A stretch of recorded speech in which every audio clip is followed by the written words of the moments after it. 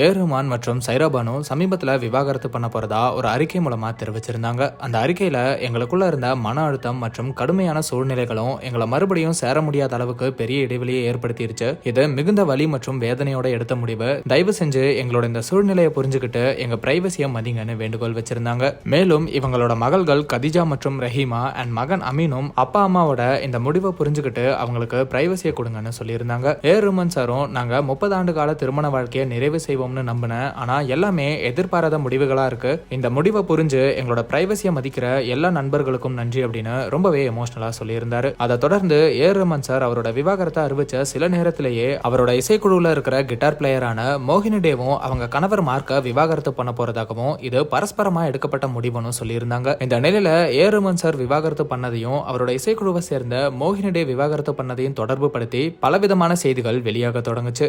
ரஹ்மான் சாரும் மோகினி டேவும் திருமணம் கடந்த உறவுல இருந்ததாகவும் இது தெரிஞ்சுதான் சைரா பானு விவாகரத்தை அறிவிச்சதாகவும் மேலும் மோகினி டேவை ரஹ்மான் சார் இரண்டாவதா கல்யாணம் பண்ணிக்க போறாருன்னு பல செய்திகள் சோசியல் மீடியால வெளியாச்சு. இந்த நிலையில இதுல சம்பந்தப்பட்ட மோகினி டேவே இதுக்கு பதிலளிச்சிருக்காங்க. அவங்க என்ன சொல்லியிருக்காங்கன்னா, நிறைய பேர் என்ன இன்டர்வியூ எடுக்கணும்னு கேக்குறீங்க. அந்த இன்டர்வியூ எதை பத்தின்னு எனக்கு தெரியும். நான் எந்த இன்டர்வியூவும் கொடுக்க போறது இல்ல. தேவையில்லாம எரியிற நெருப்புல எண்ணெயை ஊத்த எனக்கு விருப்பம் இல்ல. இந்த மாதிரி தேவையில்லாத வதந்திகளுக்கெல்லாம் என்னோட எனர்ஜியை நான் வேஸ்ட் பண்ண போறது இல்ல. தயவு செஞ்சு என்னோட பிரைவசியை மதிங்க. அன்புடன் மோகினி அப்படின்னு அவங்க தரப்பு விளக்கத்தை கொடுத்திருக்காங்க. இது மூலமா ரஹ்மான் சார மோகினி டே கூட தொடர்பு படுத்தி வர நியூஸ் எல்லாமே முற்றிலும் ஆதாரமற்ற பொய்னு தெரிய வந்திருக்கு. மேலும் சைரா பானுவோட அட்வொகேட்டான வந்தனா ஷாவும் ரஹ்மான் சார மோகினி டே கூட தொடர்பு படுத்தி வர செய்திகள் எதுவும் உண்மை இல்ல.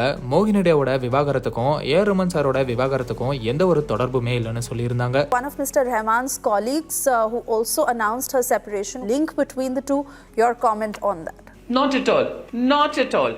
There is no link between the two. மோகினி டே ரஹ்மான் சார் கூட கிட்டத்தட்ட 40 ஷோஸ் வேர்ல்டு வைட் பண்ணியிருக்காங்க அப்படிங்கிறதும் குறிப்பிடத்தக்கது. இது மட்டும் இல்லாம ரஹ்மான் சார் கொஞ்ச நாளைக்கு முன்னாடி தமிழனங்கு அப்படிங்கிற ஒரு போஸ்டர் ஷேர் பண்ணியிருந்தாரு. அந்த போஸ்டர்ல சிலர் தமிழ் தாய் அப்படியே மோகினி டே மாதிரியே இருக்கு அப்படின்னு அவர் ஷேர் பண்ண அந்த போஸ்டர்லயும் ரொம்ப தரம் தாழ்ந்த விமர்சனங்களை பண்ணிட்டு வராங்க. ரஹ்மான் சார் ஃபேன்ஸும் பலருமே இப்படி வதந்திகளை பரப்புறது ரொம்பவே வேதனை அளிக்குது. அவரோட இசை மூலமா நம்மள கிட்டத்தட்ட 32 வருஷமா மகிழ்விச்சுட்டு வராரு. உண்மை என்னன்னு தெரியாம இப்படி அஃபேர்னு அவரை கேவலப்படுத்துறது கொஞ்சம் கூட நியாயமே இல்லைன்னு வேதனைப்பட்டுட்டு வராங்க. இப்படி வர செய்திகளுக்கு ரஹ்மான் சார் தரப்புல இருந்து ஏதாவது பதில் வரும்னு எதிர்பார்க்கப்படுது. சோ வெயிட் பண்ணி பார்க்கலாம்.